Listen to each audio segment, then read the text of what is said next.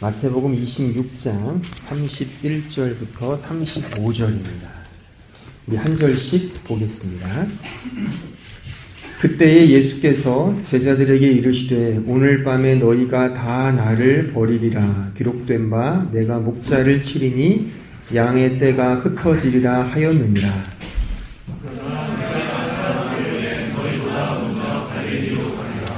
베드로가 대답하여 이르되 모두 주를 버릴지라도 나는 결코 버리지 않겠나이다.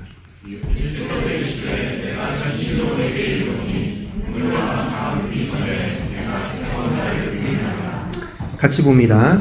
베드로가 이르되 내가 주와 함께 죽을지언정 주를 부인하지 않겠나이다 하고 모든 제자도 그와 같이 말하니라. 아멘. 역사의 변곡점이라는 말을 들어보셨습니까? 어떤 역사에 대하여 매우 중요한 사건을 지칭하는 표현인데 그 사건이 일어나기 전과 후가 그 상황과 상태가 전혀 달라진 그런 어떤 의미 있는 사건 혹은 이야기를 변곡점이라는 말로 이렇게 흔히들 붙여서 쓰곤 합니다. 이번 주 금요일인가요? 우리 3.1 운동이 3.1절이잖아요. 그죠? 1919년 3월 1일 날 그 일제에 항거하여 전 민족이 항일 독립운동을 일으킨 그 날, 우리나라의 역사에 있어서는 매우 의미 있는 어떤 역사의 변곡점이라고 말할 수 있죠. 그 3.1 운동을 전후하여 그 일제가 우리나라를 통치하는 그 스타일이 달라지잖아요. 그 전까지는 무단 통치를 했지만 이제 그 3.1 운동을 통하여 이들을 이렇게 해서 안 되겠구나라고 그들이 생각한 후에 문화 통치로 바꾸죠. 그것을 역사적 변곡점이라고 합니다. 어떤 나라나 국가의 변곡점만이 아니라 우리 개인에게도 다 그런 역사의 변곡점이 있죠. 2003년 7월 5일 무슨 날인 줄 아십니까? 여러분들은 모르시겠죠? 저에게는 굉장히 의미 있는 날입니다. 결혼식을 한 날입니다. 뭐 좋든 싫든 이제 총각에서 법적으로 이제 그 유부남이 된 그 공인된 날이 바로 그 날입니다. 저에게는 상당히 역사적 변곡점이죠. 또 각자에게 다 있을 겁니다. 뭐 어떤 중요한 날, 뭐 사귀는 사람이 있다면 뭐 1000일 동안은 안 사귀겠죠. 한 뭐 50일, 뭐 그 정도 사귀고 거의 헤어지니까 50일. 오늘은 50일이야. 뭐 이렇게 하잖아요. 아니 1000일까지 간 사람을 제가 못 봤어요 최근에. 그래서 어쨌든 뭐 50일, 뭐 중딩들은 뭐 보름도 하더라고요. 보름, 만난 지 보름. 어쨌든 이런 어떤 변곡점이 있단 말이죠. 자, 그런데 우리가 이 성경을 보면 이 성경의 어떤 스토리와 또는 그 성경에 나타난 매우 중요한 주제들, 이를테면 구원 또는 신자의 신앙생활, 그런 데 있어서 아주 중요한 변곡점이 뭘까요? 전후를 바뀌게 하는 아주 중요한, 성경에서 말하는 매우 중요한 어떤 전환점이 있습니다. 그것이 뭐냐면 바로 예수 그리스도입니다. 좀 더 엄밀히 말하면 예수 그리스도의 성육신과 그의 사역, 즉 그의 죽으심과 그의 부활하심, 그 사역이 변곡점이 되어서 그 전과 후가 천지 차이로 달라지는 그런 현상을 성경이 우리에게 기록하고 보여주고 있다는 것을 우리는 놓쳐서는 안 됩니다. 매우 중요한 변곡점이죠. 우리가 지금 매 주일마다 마태복음을 지금 설교하고 배우고 있지만 결국 마태복음, 이 복음서가 우리에게 말하고자 하는 가장 중요한 핵심은 예수께서 오셔서 우리를 위하여 행하신 그 일, 그 사역, 그것을 통하여 우리가 얻은 어떤 복이 무엇인지를 설명하고 있거든요. 그리고 그 설명을 더 분명하게 도드라지게 하기 위해서 다른 부대 장치들을 이렇게 설정해 놓고 이 복음서를 지금 기록하고 있는 것입니다. 제가 이렇게 서론에 조금 오늘 본문의 내용과 약간 좀 매치가 되지 않는 듯한 말씀을 드리는 이유는 이것이 바로 오늘 주어진 본문이 지금 이 사실, 이 성경에 나타난 가르침의 변곡점, 그 핵심, 그 중심, 그 진정한 복음의 내용, 근거, 실체, 그 본질을 설명하기 위한 어떤 방식으로 지금 이 베드로의 이 고백 혹은 호언장담, 이 말을 지금 풀어서 쓰고 있다고 우리는 해석하고 이해할 수 있다는 것입니다. 모든 역사와 모든 신앙의 중심에는 바로 예수 그리스도의 인격과 그의 사역, 엄밀히 말해 그의 십자가 사역이 놓여져 있음을 우리는 꼭 기억을 해야 합니다. 사실 그렇잖아요. 이 역사를 봐도 그렇죠. 우리가 지금 기원 후 2019년에 살고 있지 않습니까? 기원 후와 기원 전이 나누어진 그 중심에 물론 서양이 만들어낸 거긴 하지만 우리나라가 원래 단기를 썼잖아요. 단군 그 연도를 썼지만 하지만 보편적으로 이 지금 세계가 돌아가는 이 연도는 기원 후를 씁니다. 근데 이 기원 후는 이게 그 AD라고 하잖아요. AD라는 게 라틴어로 아노 도미니입니다. 주님의 해란 뜻이에요. 그리고 그 전에 기원전을 BC, Before Christ라고 해요. 다 예수 그리스도께서 오시기 전 연도를 BC로 쓰고 그 이유를 AD로 붙이는 겁니다. 그러니까 역사적으로도 예수께서 이 세상에 오신 그 기점이 변곡점이라고 볼 수 있죠. 그것만이 아니라 이 모든 신앙과 우리의 믿음 생활, 복음의 핵심도 마찬가지라고 하는 사실을 우리는 꼭 알아야 합니다. 근데 이 사실을 분명하게 우리에게 좀 보여주기 위해서 바로 오늘 이 본문이, 그러니까 마태가 그런 의도를 가지고 이런 말씀을 우리에게 주고 있다는 사실을 우리는 알 수가 있습니다. 사실 오늘 이 본문은 베드로의 고백이라고 말할 수가 있습니다. 좀 안 좋게 말하면 호언장담? 그러니까 예수께서 나는 죽을 것이다 라는 말씀을 또 하시죠. 그 말씀을 들은 베드로와 뭇 제자들이 그것을 만류하면서 모두가 다 주님을 버릴지언정 저만은, 그러니까 특히 오늘 말씀에는 베드로가 드러나 있으니까 베드로 본인은 결코 당신을 버리지 않겠습니다 라고 그렇게 말을 합니다. 그런데 주님은 그 베드로의 고백을 받지 않습니다. 주님은 그 베드로의 그 말을 받지 않고 도리어 이렇게 안 좋은 예언 아닌 예언을 하십니다.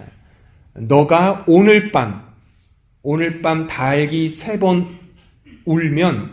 울기 전에 나를 3번 부인할 것이다. 그리고 우리가 다 알듯이 실제 베드로는 주님을 3번 부인합니다. 그것도 마지막 3번째는 주님을 저주하고 욕하기까지 하면서 주님을 부인하죠. 실제 이 예수님의 예언 아닌 예언은 몇 시간 뒤에 현실화가 됩니다. 실제 이루어지는 사건으로 이제 결론을 맺는 거죠. 자, 그러면 우리는 여기서 이런 질문을 던질 수가 있습니다. 베드로는 왜 주님을 부인했을까? 그리고 왜 주님은 그 베드로의 지금의 상황을 받아주지 않고 아주 어떻게 보면 좀 냉정하리만치 이렇게 그의 고백을 내팽개치고 그를 좀 잘 이렇게 보듬어 안아서 너는 나를 3번 부인할지 모르지만 좀 우리 잘해보자.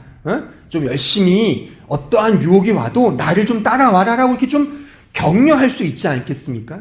그죠? 저라면 그렇게 했을 것 같아요. 제가 예수님이라면 좀 알고 있다면 이놈이 나를 배반할 걸 알지만 너 어떤 유혹이 와도 나를 믿고 좀만 참아봐라고 이렇게 좀 격려하고 이렇게 세울 텐데 주님은 전혀 그런 위로나 격려의 말씀은 하지 않으시고 아주 냉정하게 너는 나를 3번 부인할 거야 라고 말을 하시면서 그의 진심과 그의 호의를 받지 않으십니다. 그 왜 그럴까?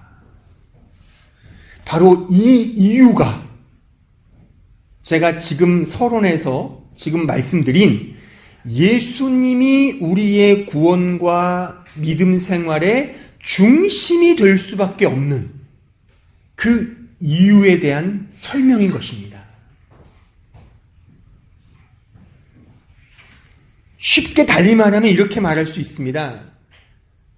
베드로의 이 진심은, 이 고백은 진심일 수 있었지만 그는 그 진심대로 행할 만한 실력이 없었습니다. 따라서 주님께서 그의 진심을 받으시지 않은 것이 아니라 너는 그렇게 못한다 라고 하는 것을 우회적으로 설명하셨다고 볼 수 있죠. 사실 복음서에 등장하는 베드로나 그 밖의 모든 제자들의 마음은 믿음이 있었습니다. 하지만 그 믿음대로 살 만한 실력은 그들에게 없었습니다. 왜요? 죄인이기 때문에. 근데 보세요. 자, 한번 먼저 말씀을 좀 찾아보면, 자, 우리 마태복음 16장 15절에 한번 가보실까요? 15절로 16절을 한번 같이 읽어보겠습니다. 시작.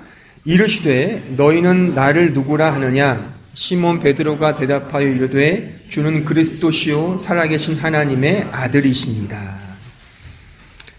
아주 매우 중요한 신앙 고백입니다. 그렇죠? 자, 오늘 33절을 다시 한번 보시면 베드로가 대답하여 이르되 모두 주를 버릴지라도 나는 결코 버리지 않겠나이다.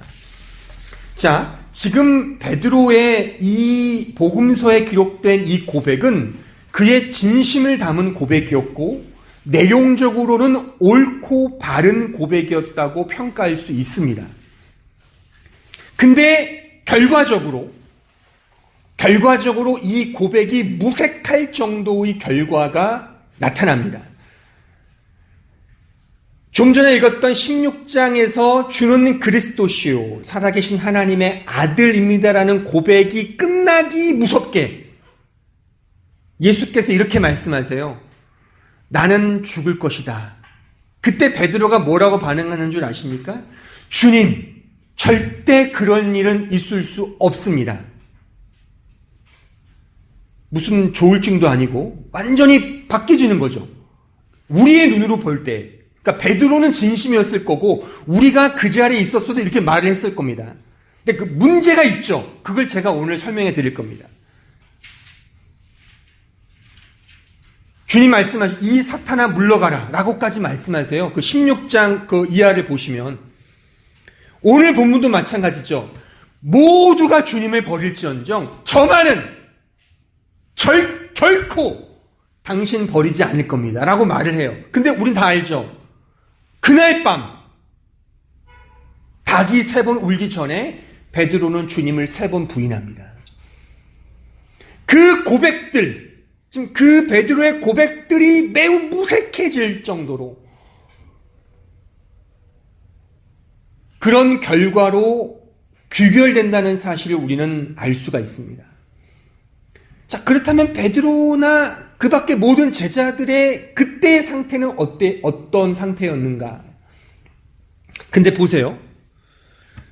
이제 주님께서 십자가를 지시고 죽으시고 부활하시고 승천하신 이후에 사도행전, 그러니까 사도들이 활동하던 그 시대, 그때의 동일한 베드로의 상황을 한번 볼까요? 자, 사도행전 5장으로 가보시겠습니다. 5장 27절로 29절 같이 보겠습니다. 시작. 그들을 끌어다가 공회 앞에 세우니 대제사장이 물어 이르되 우리가 이 이름으로 사람을 가르치지 말라고 엄금하였으되 너희가 너희 가르침을 예루살렘에 가득하게 하니 이 사람의 피를 우리에게로 돌리고자 함이로다. 베드로와 사도들이 대답하여 이르되 사람보다 하나님께 순종하는 것이 마땅하니라. 이렇게 바뀌었습니다. 죽음이 두려워서 그 조그마한 소자가 너 예수님의 제자지라고 할 때 베드로가 아니야, 나는 그놈 몰라, 어떻게 그 저주스러운 예수를 내가 알 수 있어 라고 부인했던 베드로가 이렇게 바뀌었습니다. 엄금했어요. 너 예수 복음 전하지 마. 근데 베드로가 어떻게 반응합니까? 내가 사람 말을 들으랴 하나님 말씀에 순종하랴. 자, 심지어 5장 40절로 42절 같이 볼까요? 시작. 그들이 옳게 여겨 사도들을 불러들여 채찍질하며 예수의 이름으로 말하는 것을 금하고 놓으니 사도들은 그 이름을 위하여 능욕받는 일에 합당한 자로 여기심을 기뻐하면서 공회 앞을 떠나니라. 그들이 날마다 성전에 있든지 집에 있든지 예수는 그리스도라고 가르치기와 전도하기를 그치지 아니하니라. 자, 보십시오. 채찍질을 당하고 예수님의 이름으로 붙잡힘을 당하고 능욕을 받고, 근데 그런 모든 것들을 심지어 기뻐했다는 겁니다. 여러분들이 한번 사도행전 5장부터 쭉 읽어보시면 그들이 받는 고난과 고통이 매우 리얼함을 알 수 있습니다. 근데 그 어떠한 불평과 심지어 하나님에 대한 부인도 없이 이렇게 예수 그리스도의 복음을 전하고 가르치는 일에 더 열심을 냈다는 것입니다. 뭐가 바뀌어졌을까요? 그러니까 정답은 그겁니다. 그 중간에 뭐가 있었습니까? 그 변곡점. 바로 예수 그리스도의 십자가 사역이 있었다는 사실이죠.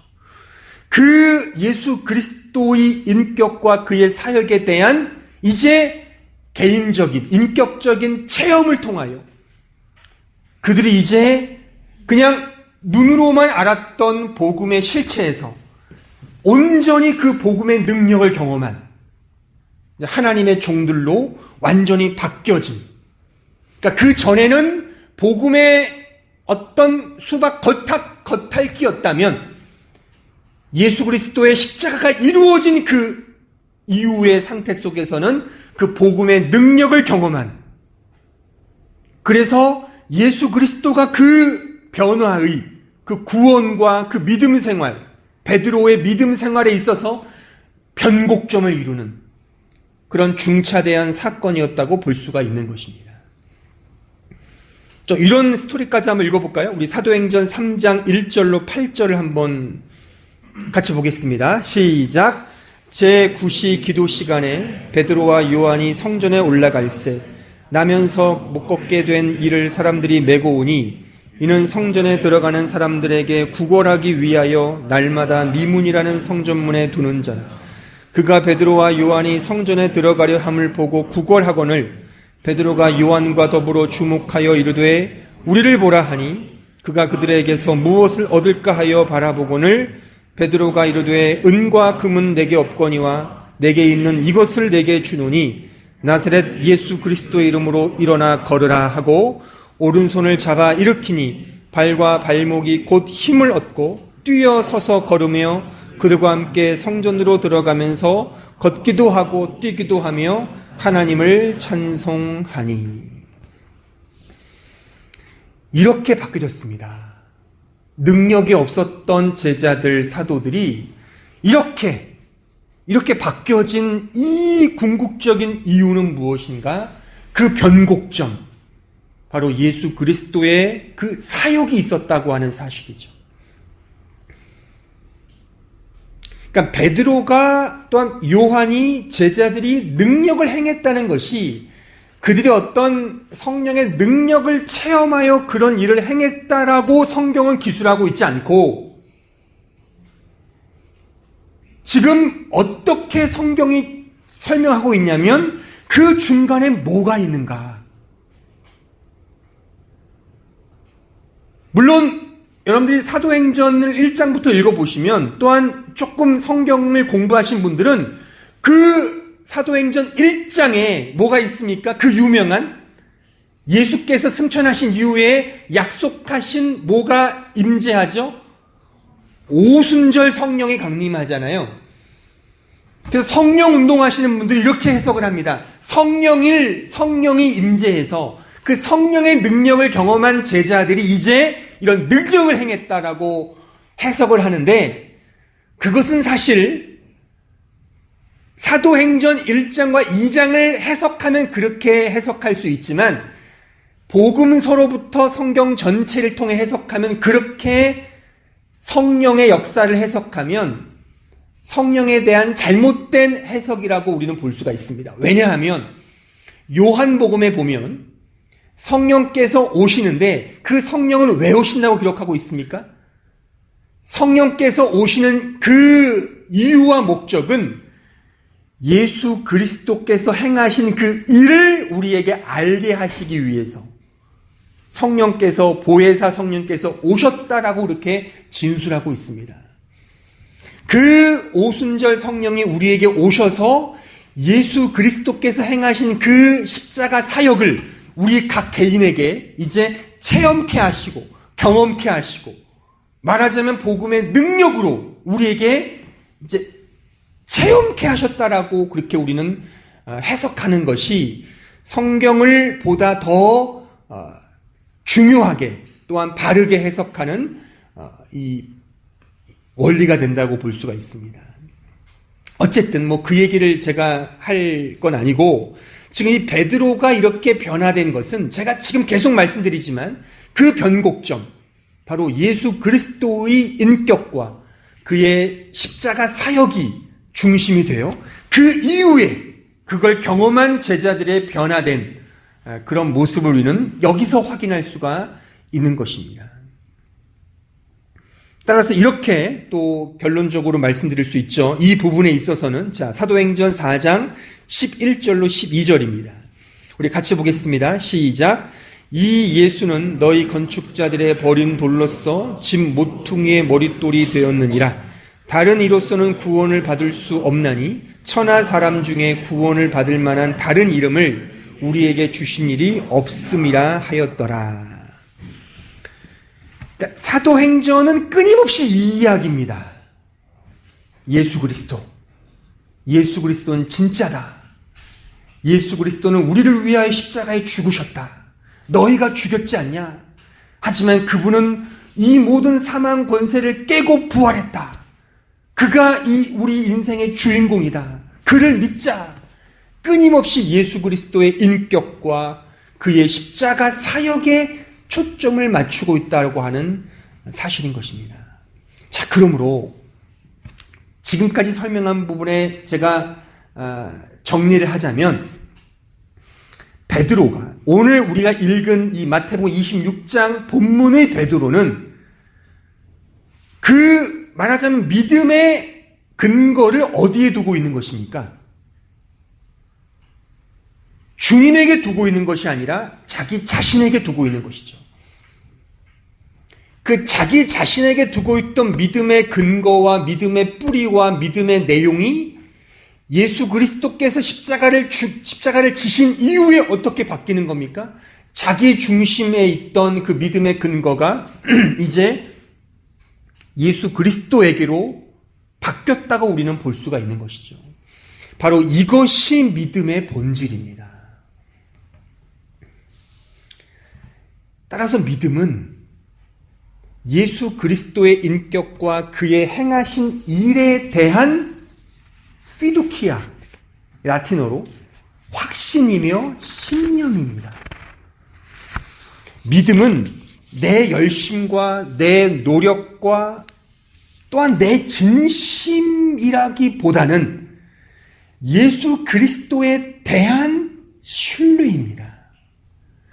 예수 그리스도에 대한 신뢰를 근거로 하여 그 이후에 이루어지는 나의 노력, 나의 수고, 나의 열심, 이런 것들이 열매를 맺는 것이지, 내 열심과 내 노력이 믿음의 근거와 내용과 뿌리와 그 토대가 될 수 없다는 것을 우리는 알아야 합니다. 그러니까 우리가 말하는 믿음, 그 믿음의 신뢰라는 것은 바로 예수 그리스도에 대한 그의 인격과 그의 사역에 대한 신뢰이지, 그러니까 내가 갖는 어떤 감정적 느낌이나 내가 생각하는 어떤 이미지와 그림들이 아니라고 하는 것을 우리는 기억해야 합니다. 확신이라고 하잖아요, 우리가. 그 피두키아를 영어로 말하면 confidence라고도 하고 trust라고도 하고 assurance라고도 합니다. 다 신뢰 혹은 확신이라고 번역을 해요. 근데 이런 피두키아라고 하는 신뢰는 사실 내가 어떤 부분에 확신을 얻느냐의 중요성보다는 그 자체가, 그 확신을 두는 그 대상이 얼마나 신뢰할 만한가에 근거하지 않습니까? 그쵸? 여러분들 보십시오. 잘 생각해 보세요. 여러분들, 공문서와 사문서의 차이가 뭐죠? 공문서와 사문서의 차이는 권위가 있느냐 없느냐의 차이입니다. 아무리 사문서가 잘 만들었어도 그 사문서, 그러니까 개인적인 퍼스널한 문서는 어떤 신뢰를 가질 수 없습니다. 만약 여러분들이 어떤 문서를 받았다고 칩시다. 별로 이렇게 종이 한 자국이에요. 별로 의미도 없어요. 근데 이 종이 맨 밑에를 보니까 거기에 뭐라고 써 있냐면 대한민국 대통령 문재인, 그리고 그분의 사인이 딱 있다고 생각해 봅시다. 그러면 아마 이게 정말 오리지널 문서라면 그 권위는 이루 형언할 수가 없을 겁니다. 비교하여 그 밑에 한마음교회 담임 목사 문성수, 그게 뭐라고? 그게 뭔데? 이게 뭔데? 문재인 대통령. 우리 19대인가요? 19대 대통령. 문재인. 다른 겁니다. 아무리 돈 많은 사람이 내도 그건 종이 쪽에 불과해요. 근데 좀 미안한 얘기지만 대통령이 또 있죠. 소위 세계의 경찰국이라는 그 미국의 대통령이 찍힌 그건 더 죄송하지만 미안하지만 같은 대한민국 사람이지만 사실 대한민국 대통령보다 훨씬 더 권위가 더 있습니다. 제가 예전에 그 긴급 명령이라는 영화를 하나 봤어요. 예전 영화인데 거기 해리슨 포드라는 아주 명배우가 등장하는 영화인데 그 사람이 CIA 부국장이었어요. 근데 어떻게 해서 헬기를 이제 대여를 해야 되는 거예요. 헬기를 빌려야 되는데 그 헬기를 대여하는 그 사장이 대여금은 100만 달러입니다. 그러는 거예요. 근데 이 해리 포드는 그 주인공 그 해리스 포드는 돈이 없어요. 그래서 그냥 잠깐 한번 타볼게요.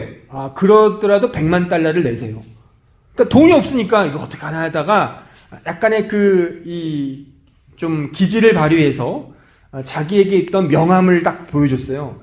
이걸로 혹시 보증이 되겠나? 그러니까 딱 보여주니까 그 사장이 보더니 대체 오케이.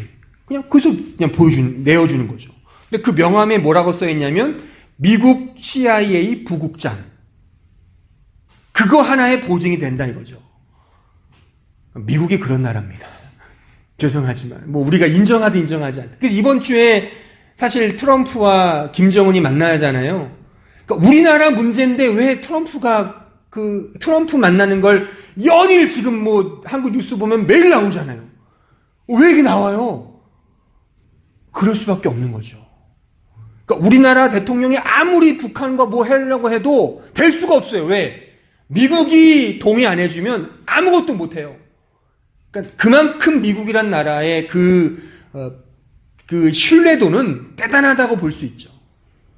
그러니까 이게 어떤 대상이 신뢰할 만하냐? 자, 그렇다면 하나님, 이 우주 만물을 창조하신 하나님, 바로 그 하나님이 그 하나님과 동일한 방불한 그의 독생자 예수 그리스도, 그가 저 하늘을 버리고 우리를 위하여 이 세상에 성육신하셨습니다. 성육신하셨다는 그 자체 속에 그 신뢰도라고 하는 것은 이루 형언할 수 없죠. 자, 보세요. 우리가 아까 제가 말씀드렸듯이 내가 어떤 대통령의 사인이 있다고 칩시다. 친필 서명이 있다고 칩시다. 근데 그 친필보다 더 확실한 게 뭐죠? 그분이 직접 얼굴을 대면하고 말하는 것. 이것만큼 확실한 게 있겠습니까? 만약 우리 교회를 사랑해서 어느 유명 인사가 이렇게 뭔가를 보냈다고 칩시다. 이렇게 제가 대언을 하는 거죠. 그것보다 어떤 사람이 이곳에 와서 직접 설교를 하고 직접 강연을 한다면 그 권위는 대단하겠죠. 그러니까 하나님이신 분이 그 하늘 보좌를 버리시고 이 세상에 오셨다는 겁니다. 이것이 성육신이죠. 왜 오셨습니까? 우리를 위해서. 그러니까 여러분들을 위한다는 것이 이것만큼 보증이 있습니까? 그러니까 여러분들은 지금 그런 거잖아요. 우리의 모든 문제는 뭐냐면 하나님이 나를 사랑한다면 왜 나에게 복을 안 주냐 이거 아닙니까? 하나님이 진짜 나를 사랑한다면 내 길을 형통하게 해주셔야지. 시험도 붙고 돈도 좀 벌고 일도 잘 풀리고 그런 것들을 보여줘야 하나님이 나를 위한다는 것을 내가 알 텐데, 근데 그런 모습들이 안 보이니까 지금 불평하는 거잖아요. 일이 안 되니까 불만을 토하는 거잖아요. 근데 제가 말하고자 하는 건 뭐냐면 주님이 오셨습니다.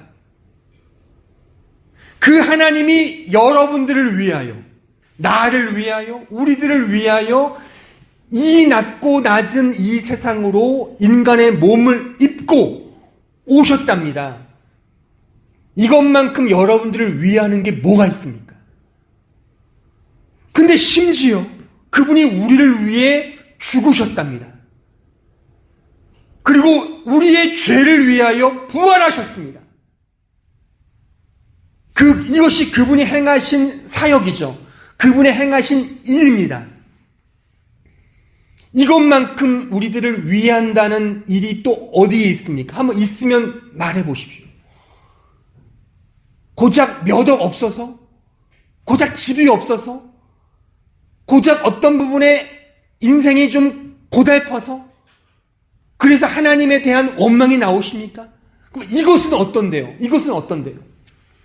그러니까 지금 베드로는, 오늘 읽은 본문에서의 베드로는 주님을 왜 따랐느냐? 금과 은을 더 많이 벌 수 있다는 인간적 욕심의 주님을 따른 겁니다. 그러니까 복음서에 등장하는 제자들의 수준은 거기였습니다. 그러니까 예수님은 그들이 아무리 자신을 위하여 열심을 내겠다는 것에 대하여 받지 않으신 겁니다. 그러니까 그들의 진심에 대하여 일부러 길을 꺾으신 것이 아니라 니들이 나를 위해 뭔가를 한다고? 과연 할 수 있을까? 너들은 못해. 내가 죽어야만 하는 거야. 내가 죽어야만 구원이 이루어지는 거야. 너희들이 나를 믿는다고? 나를 쫓는다고? 아니. 하나님이 양을 죽이시면, 양의 목자를 치시면 모든 양들은 흩어지는 거야. 나는 죽을 거야. 너희들은 다 흩어질 거야. 하지만 걱정하지 마. 내가 다시 부활해서 내가 너희들을 찾을 테니 그때 내가 너희들에게 진짜 나타나서 이제 어떤 그냥 눈으로 보는 정도가 아니라 내가 너희들 속에 들어가서 내가 성령을 통하여 그리스도의 영으로 너희 속에 들어가서 너희들에게 진정한 믿음의 능력을 줄 테니 그때가 되면 너희들은 달라질 거야. 바로 이 내용이 바로 이 본문의 내용인 것입니다. 그래서 예수님은 죽으셔야만 한 겁니다. 그분이 죽지 않으셨다면 우리에게는 구원이 없습니다. 그분이 죽지 않았다면, 그가 죽음을 깨고 부활하지 않았다면 우리의 모든 믿음은 허사인 것입니다. 그러니까 이것을 우리의 이제 실존적인 우리의 현실로 적용해 보면 사실 우리도 마찬가지죠. 물론 베드로가 경험했던 이 역사적인 시간적인 흐름으로 우리가 적용할 수도 있겠지만 이것보다는 이미 지금의 시점은 베드로의 시점이죠. 베드로가 사도행전에서 그렇게 믿음의 능력을 보였던 그런 역사적 시점에 우리는 살고 있습니다. 이미 예수님은 십자가에 죽으시고 부활하신 그런 이후에 우리는 살고 있습니다. 하지만 우리 동일하게 지금 이 베드로의 변화된 이 모습처럼 우리도 여전히 우리 자신에게 믿음의 근거를 두고 있다면 우리 자신의 열심과 우리 자신의 수고와 우리 자신의 노력에 우리의 복음과 믿음의 근거를 두고 있다면 우리는 언제나 실패할 것입니다. 그러나 우리의 눈을 돌려서 우리 자신을 바라보는 믿음의 근거가 아니라 하나님을 바라보고 예수 그리스도의 인격과 그의 그 복음의 그 내용, 그 행하신 그 일, 그것을 우리가 바라본다면 우리에게 다시금 이 복음의 능력이 체험되고 경험될 것이라고 저는 말할 수가 있습니다. 자, 로마서 1장 16절에 한번 가보시겠습니다. 같이 읽어보겠습니다. 시작. 내가 복음을 부끄러워하지 아니하노니 이 복음은 모든 믿는 자에게 구원을 주시는 하나님의 능력이 됨이라. 먼저는 유대인에게요 그리고 헬라인에게로다. 이 능력은 오직 예수 그리스도 안에만 있습니다. 이 복음의 비밀을 아셔야 합니다. 지금도 마찬가지입니다. 지금도요, 내 힘으로 믿음 생활하는 것은 아닙니다. 근데 우리는 자꾸만 착각을 해요. 내 열심, 내 노력으로 믿음 생활을 하려고 합니다. 그러면 언제나 복음서에 나타났던 베드로처럼 실패하고 맙니다. 이 능력은 오직 예수 안에만 있습니다. 따라서 여러분들이 믿음 생활을 점검할 때 꼭 필요한 원리는 뭐냐면 내가 과연 예수 안에 있는가? 물론 있죠. 그럼 이렇게 다시금 봐야 되겠죠. 나는 과연 예수 안에서 살고 있는가? 예수님과 동행하고 있는가? 예수님 없이 내 맘대로, 내 뜻대로, 내 욕심대로 세상의 가치대로 신앙생활을 하고 있진 않은가를 우리는 생각해야 합니다.